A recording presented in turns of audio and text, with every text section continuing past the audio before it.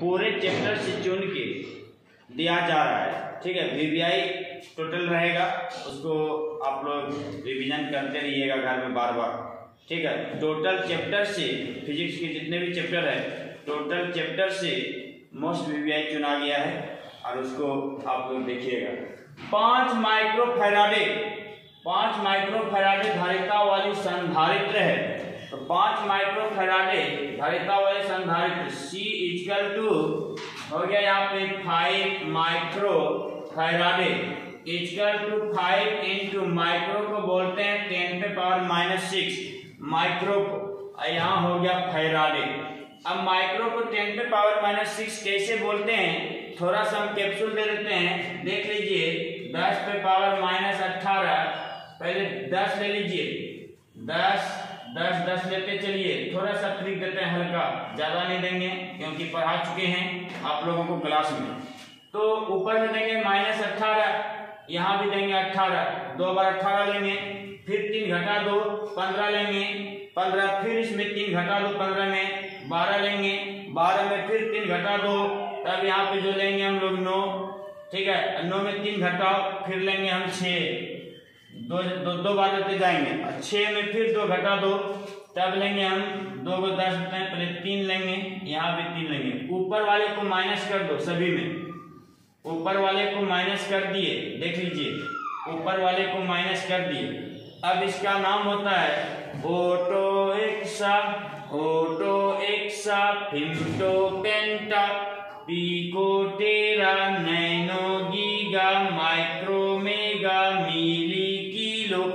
इस तरह से चलता है, इस तरह से चलता है। यहाँ देखिए माइक्रो का वैल्यू है 10 पे पावर -6, माइक्रो को म्यू से इंडिकेट करते हैं, किलो को के से इंडिकेट करते हैं, के का वैल्यू इतना होता है। ठीक है, तो इसे ध्यान में रखिएगा, पहले बता चुके हैं। तो यही चीज आज यूज होने जा रहा है। तो माइक्रो का होता है 10 पे पावर -6, इधर फैराडे हो गया। अब देखिए दिया गया 5 माइक्रोफैराडे धारिता वाली संधारित्र को 20 किलो वोल्ट, ठीक है 20 किलो वोल्ट दिया गया है। तो 20 किलो वोल्ट, तो ये विभव हो गया V equal to 20 kilo volt. तो यहाँ पे हो जाएगा 20 किलो को तोड़ेंगे 10 पे पावर +3, किलो को बोले हैं +3, ये हो गया। फिर बचा यहाँ क्या, वोल्ट बचा, वोल्ट दे दी। अब कह रहा है आवेशित करने में आवश्यक ऊर्जा का मान ज्ञात करें। तो ऊर्जा का कार्य है मान ज्ञात करने। ऊर्जा का हम लोग 3 फार्मूला प्रूव किए थे, U equal to ½ CV², U equal to ½ Q² by C, U equal to ½ Q into V। ये 3 ऊर्जा का फार्मूला हम प्रूव किए थे आप लोगों को। तो यहाँ देखिए आवश्यक ऊर्जा का मान ज्ञात करें। अभी तीनों में कौन सा फॉर्म लगेगा इसको देखना है। यहाँ देख लीजिए C और V दिया गया है, C और V दिया गया। देखिए C और V किसमें है, इसमें है C और V, तो ये फॉर्म लग गया वहां पे। तब अब यहाँ लिखेंगे हम लोग वी नो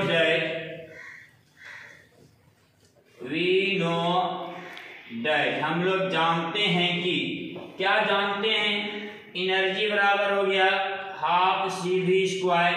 तो U इक्वल टू ½ C का वैल्यू दिया गया है यहाँ पे 5 इंटू 10 पे पावर -6 और V का वैल्यू यहाँ पे दिया गया है, देख लीजिए 20 इंटू 10 पे पावर 3 गुना 20 इंटू 10 पे पावर 3। इसको 2 बार क्यों लिखें, क्योंकि V² था यहाँ पे, V² था, V का मान इतना था, इस पे स्क्वायर करेंगे तो 2 बार लिखना ही पड़ेगा, इसलिए हम इसको 2 बार लिखें।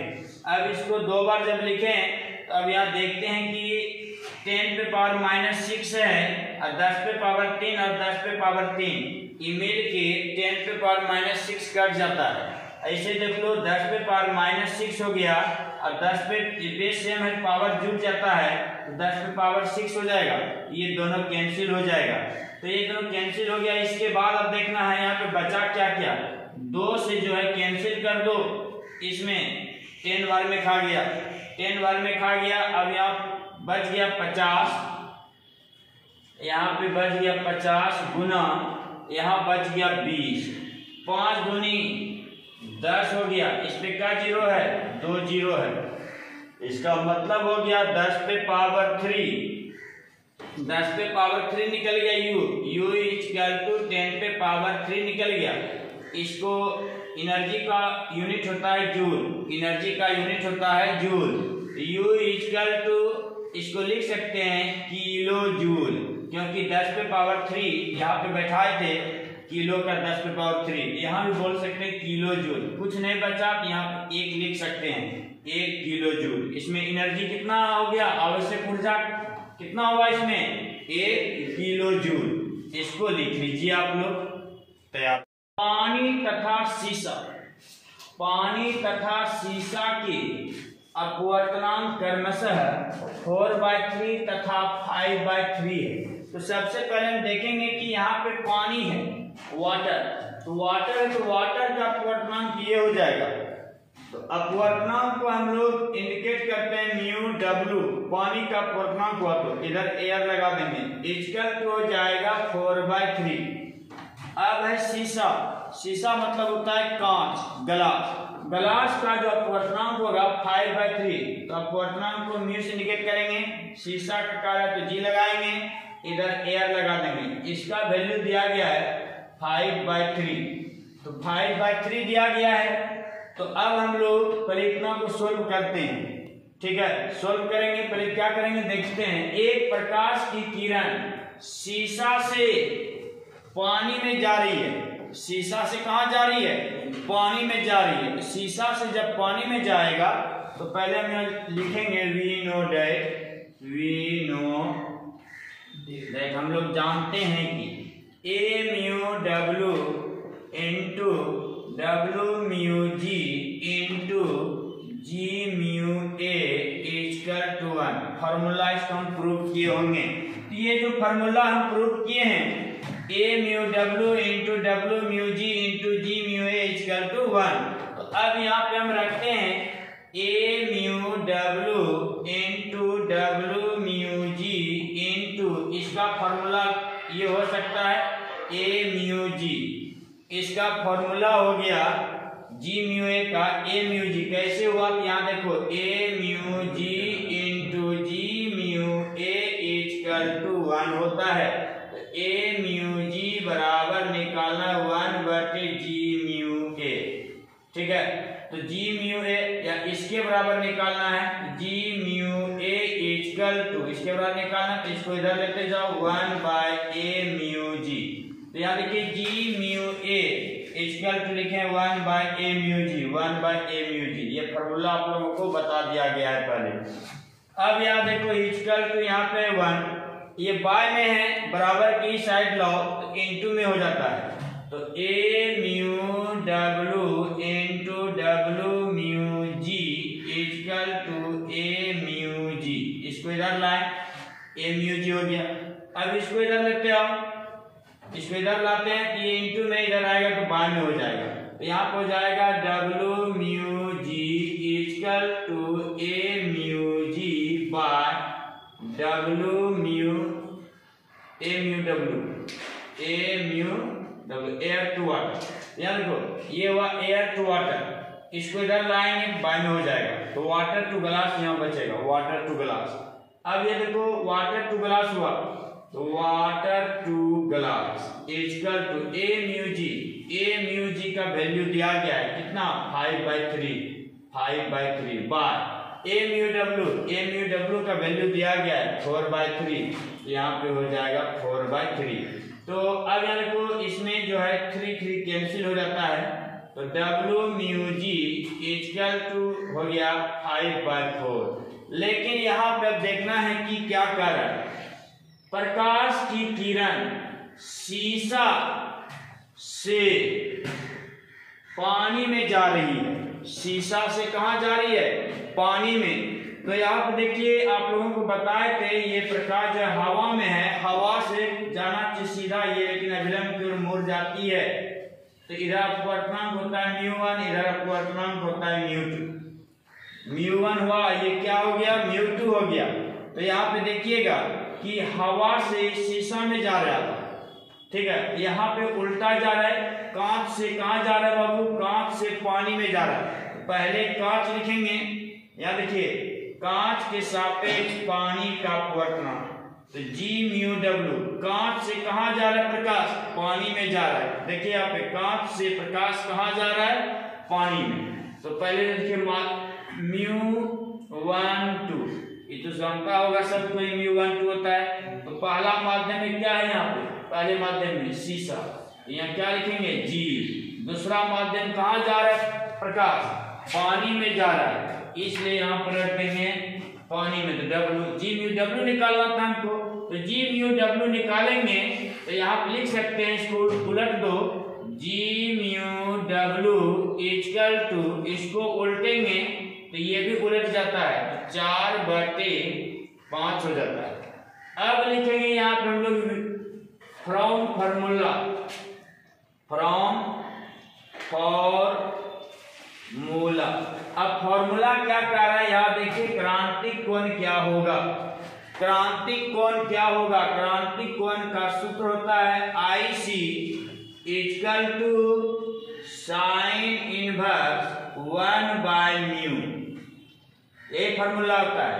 क्रांतिक कोण का फॉर्मूला प्रूव किए हैं आप लोगों को, साइन इनवर्स 1/μ।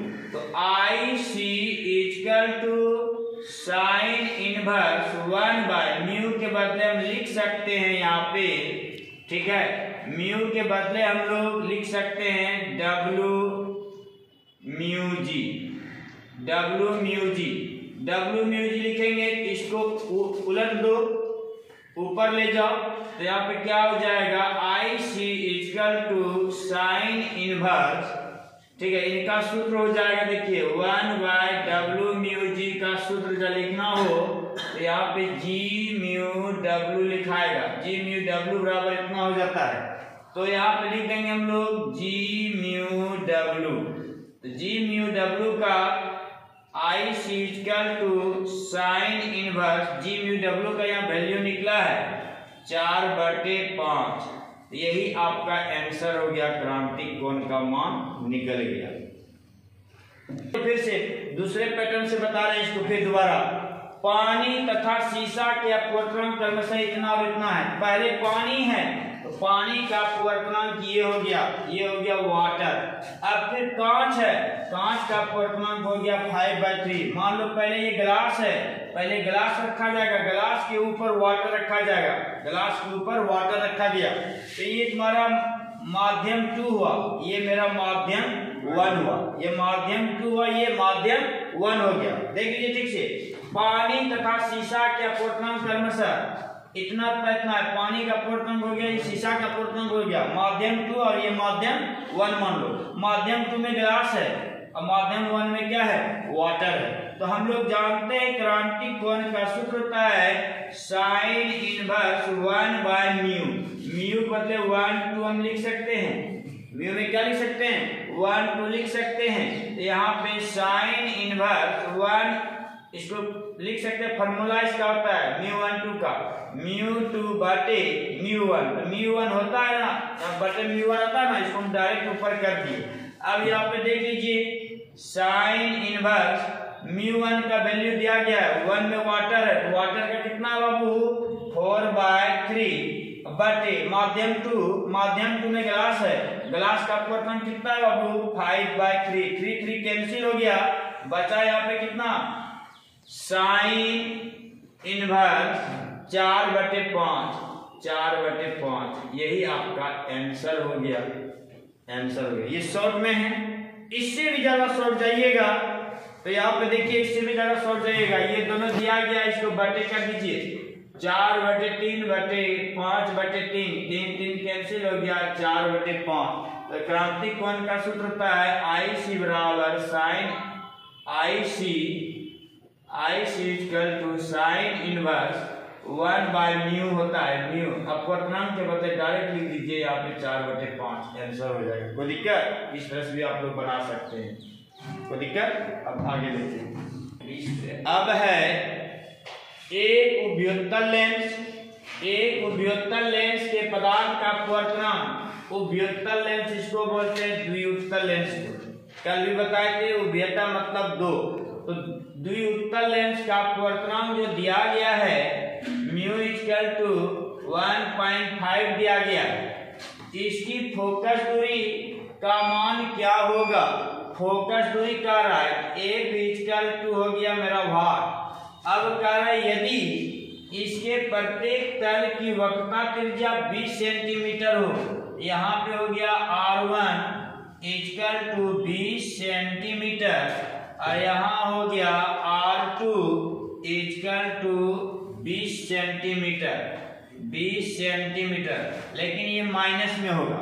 तो यहाँ देखिए प्रत्येक तल की वक्रता त्रिज्या 20 सेंटीमीटर है, R1 और R2 जो है मेरा कितना है 20 सेंटीमीटर है। तो अब यहाँ पे कह रहे हैं क्या? फोकस दूरी निकालने। फोकस दूरी निकालने के लिए कल फॉर्मूला बताए थे आप लोगों को, वी नो दैट। हम लोग जानते हैं कि क्या जानते हैं? 1/f equal to mu minus 1/r1 minus 1/r2। तो 1/f निकालना है, म्यू का मान 1.5 माइनस 1 होता है, 1/r1 का वैल्यू हो गया 20। अब फिर इसके बाद लेंगे या माइनस r2 का वैल्यू हो जाएगा -20, -20 हो गया, माइनस माइनस प्लस बन जाएगा। यहाँ पे 1.5 में एक घटा देंगे, 1.5 में 1 माइनस कर देंगे, 0.5 इंटू, अब यहाँ पे हो गया 1/20 प्लस 1/20, माइनस माइनस प्लस होता है। इसके बाद सोल्व करते हैं तो यहाँ देख लीजिए 1/f इक्वल टू 0.5 इंटू 20 का एलसीएम लेंगे तो यहाँ पे हो जाएगा 20, ऊपर हो जाएगा 2, 1 जोड़ 1 2, दशमलव हटाएंगे 10 आएगा, 5 दूना 10, 2 2 cancel, 1/f equal to 1/20, f equal to 20 centimetre answer हो गया। सेंटीमीटर, कितना सेंटीमीटर है बाबू? 60 सेंटीमीटर लंबे, 0.2 सेंटीमीटर व्यास के तांबे। पहले 60 सेंटीमीटर लंबा तार ले लो, वायर ले लिए, देख लो यहाँ पे ये वायर ले लिए। इसकी लंबाई जो है, लंबाई कितना दिया गया है बाबू? लंबाई 60 सेंटीमीटर। इसको मीटर में चेंज कर दो, मीटर में चेंज करने के लिए 60 गुना 10⁻², ये हो गया मीटर। अब है 0.2 सेंटीमीटर व्यास के तांबे के तार, ये तांबा का तार है, तांबे के तार है, इसका व्यास दिया गया बाबू d इक्वल टू 0.2 सेंटीमीटर। इसको भी मीटर में चेंज कर दो, d इक्वल टू 0.2, दशमलव हटाएंगे 1 और 1 0, और 100 से हमको भाग भी देना पड़ेगा। 100 से हम भाग दे दिए, 100 से जब हम भाग दे दिए, यहाँ पे देख लो 100 से हम भाग दे दिए तो d इक्वल टू 2 इंटू 10 पे पावर, इसको ऊपर ले जाओ -3, तो -3 हो गया। तो r बराबर निकालेंगे तो फार्मूला होता है d/2, तो d का वैल्यू है 2 इंटू 10 पे पावर -3/2, ये बटे 2 कैंसिल हो गया, तो 10 पे पावर -3, r इक्वल हो गया 10 पे पावर -3 मीटर। अब यहाँ पे देखो क्या कह रहा है, तांबे के तार का जिसका प्रतिरोध दिया गया है 5 ओम, तो तार का प्रतिरोध को जो हम लोग इंडिकेट करते हैं, तार के प्रतिरोध को जो हम लोग इंडिकेट करेंगे R से, इसका दिया गया वैल्यू 5 ओम, 5 ओम दिया गया है। तो अब यहाँ कह रहे विशिष्ट ऊष्मा, विशिष्ट ऊष्मा को हम बोलते हैं प्रतिरोधकता, विशिष्ट ऊष्मा। तो विशिष्ट ऊष्मा का सूत्र बताए होंगे आप लोगों को, रो इक्वल टू RA/L, ठीक है। विशिष्ट प्रतिरोधकता या विशिष्ट प्रतिरोधकता बोलो या विशिष्ट ऊष्मा, का फॉर्मूला बताए होंगे आप लोग को, rho equal to R A by L. तो यहाँ पे लिख दिए रो इक्वल टू आर का वैल्यू है 5 और इनटू, अब यहाँ ए है, ये वायर का जो एरिया जो होगा पाई आर स्क्वायर हो जाएगा बटे एल। तो रो इक्वल टू 5 इंटू पाई का मान रख देते हैं 3.14 इंटू आर का वैल्यू दिया गया है 10 पे पावर -3, इस पे स्क्वायर कर देंगे बाय एल का वैल्यू दिया गया है यहाँ पे, तो 60 गुना 10 पे पावर -2 मीटर, तो एल का वैल्यू दिया गया है। अब इसमें हम देखते हैं कि 5 को हम इसको घटा सकते हैं 12 बार में, तो रो इक्वल टू हो गया 3.14 इंटू, ये बेस सेम होगा 3 गुना 6, 10 पे पावर -6 बटे 12 गुना 10 पे पावर -2। अब देखो यहाँ पे दशमलव हटाते हैं, इसके लिए लाते हैं 1, 2 अंक है 2 जीरो आ जाएगा, तो 2 जीरो आ जाएगा, तो बाबू रो इक्वल टू 314 इंटू 10 पे पावर -6, 12 इंटू 10 पे पावर -2 इंटू 10 पे पावर 2, इसको 10 पे पावर 2 लिख सकते हैं। ये और ये मेरा कैंसिल हो जाता है, तो अब यहाँ जो बचता है रो इक्वल टू इंटू 10 पे पावर -6 बटे 12, इतना बचता है। अब इसका यूनिट लिखना हो, यूनिट लिख सकते हैं, प्रतिरोध का मात्रक होता है बाबू ओम, ठीक है, और एरिया का मात्रक होता है मीटर स्क्वायर, लंबाई का मात्रक होता है मीटर, तो मीटर मीटर कैंसिल हो गया, ओम मीटर, यहाँ हम लिख सकते हैं इसका मात्रक ओम मीटर। ये मेरा निकल गया विशिष्ट ऊष्मा, क्या निकल गया, विशिष्ट ऊष्मा या प्रतिरोधकता बोलो। अब है चालकता, अब है चालकता 9, चालकता। अब चालकता को निकालेंगे, चालकता को हम लोग इंडिकेट करते हैं सिग्मा से, छोटी सिग्मा चालकता, तो 1/ρ, चालकता का फॉर्मूला होता है 1/ρ, तो सिग्मा इक्वल टू 1/ρ का वैल्यू यहाँ निकला, देख लो 314 इंटू 10 पे पावर -6/12, इस 12 को ऊपर ले जाओ, तो सिग्मा इक्वल टू 12 ऊपर चला गया, इसको भी ऊपर ले चलते हैं, इंटू 10 पे पावर 6 हो जाता है, नीचे बचता है 314, तो अब 314 बचता है, यहाँ पे 2 जीरो लगा दो, इसमें 2 जीरो लगा देते हैं, सिग्मा इक्वल टू यहाँ पे लिखते हैं 12, 2 जीरो लगा दिए, यहाँ पे 4 बचा, कितना बचा 4, तो 10 पे पावर 4 बटे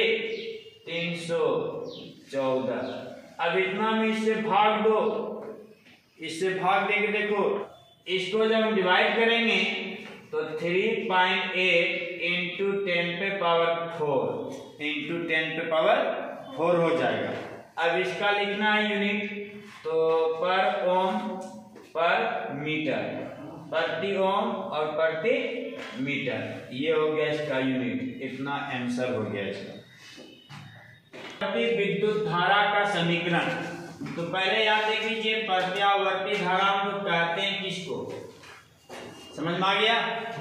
एक प्रत्यावर्ती विद्युत धारा का समीकरण, इसका समीकरण आप लोगों को बताए थे, I equal to I naught sine omega T, ये मेरा हो गया प्रत्यावर्ती धारा का समीकरण। इसके बाद दिया गया है गिवेन, यह दिया गया है I equal to 0.6 sine 100 pi T. इसको समीकरण फर्स्ट मान लेंगे, इसको समीकरण सेकेंड मान लेंगे। अब 1 और 2 से इक्वेशन फर्स्ट और 2 को तुलना करने पर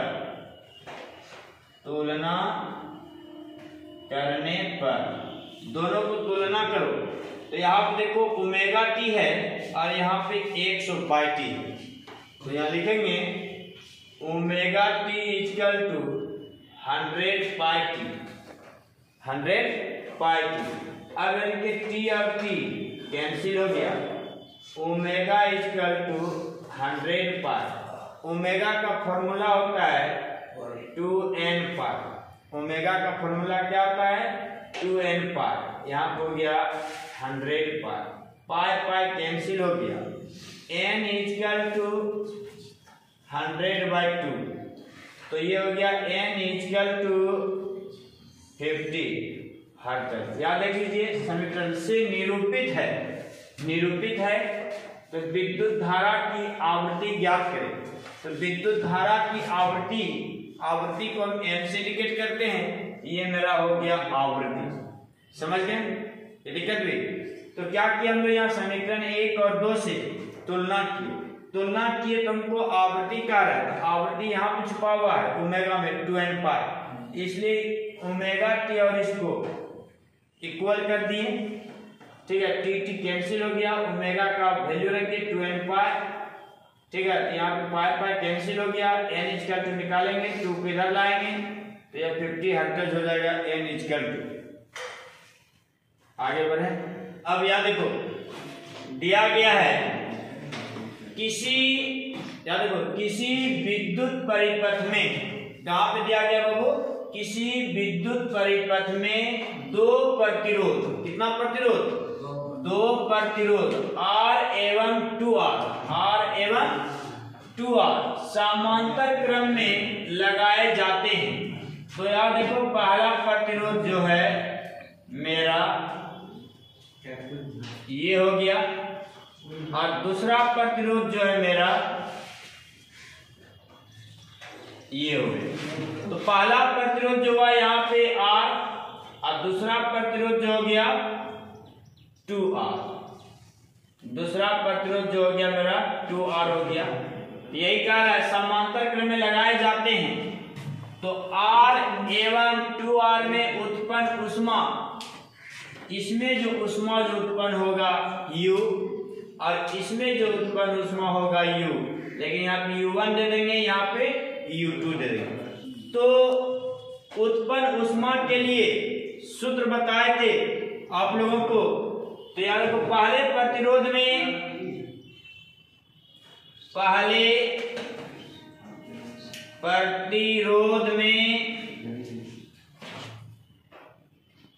उत्पन्न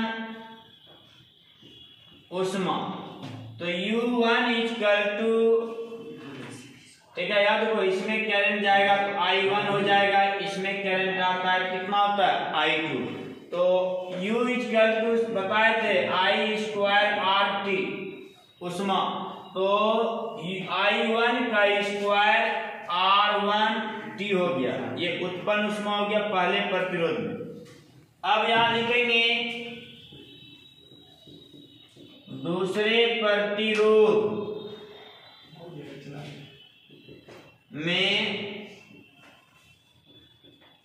उत्पन्न ऊष्मा। अब दूसरे प्रतिरोध में जो ऊष्मा उत्पन्न होगा U2 इक्वल टू हो जाएगा I2 का स्क्वायर R2T। अब इन दोनों को हम डिवाइड करेंगे, दोनों को हम क्या करेंगे, डिवाइड करेंगे। इसको समीकरण फर्स्ट, इसको समीकरण सेकेंड। तो यहाँ आप लिखते हैं समीकरण 1 और 2 को भाग देने पर, 1 और 2 को भाग देते हैं तो U1 बटे U2 यहाँ हो जाएगा I1 का स्क्वायर R1 का स्क्वायर T बटे यहाँ हो जाएगा I2 का स्क्वायर R2T। तो यहाँ पे T कैंसिल हो जाएगा, T क्या हो जाएगा, यहाँ पे कैंसिल हो जाएगा। अब कैंसिल जब हो जाएगा, सॉरी यहाँ पे 2 नहीं लगेगा, यहाँ पे 2 नहीं है, T क्या हो गया मेरा, कैंसिल हो गया। तो कैंसिल जब हो जाएगा यहाँ पे, अब इसको हम लिख सकते हैं आगे R1 I2 का स्क्वायर R2। देख लीजिए यहाँ से इतना बचा है, I1 का स्क्वायर R1 बचा, I2 का स्क्वायर R2 बचा। अब यहाँ R1 दिया गया है मेरा, कितना दिया गया है R, और R2 दिया गया है मेरा, R2 दिया गया है 2R। तो इस पे बैठा दो, देखो U1 by U2 equal to I1 का स्क्वायर, R1 के बदले हम लिख सकते हैं R, यहाँ पे हो गया I2 का स्क्वायर, R2 के बदले हम लिख सकते हैं 2R। R क्या हो जाएगा, यहाँ मेरा कैंसिल हो जाएगा, R मेरा कैंसिल हो गया। तो U1 U2 बराबर हो गया यहाँ पे I1 का स्क्वायर बटे I2 का स्क्वायर, लेकिन यहाँ पे 2 आ जाएगा। अब क्वेश्चन में देखिए क्या कह रहा है कि उत्पन्न ऊष्मा ऊर्जा का अनुपात ज्ञात करें।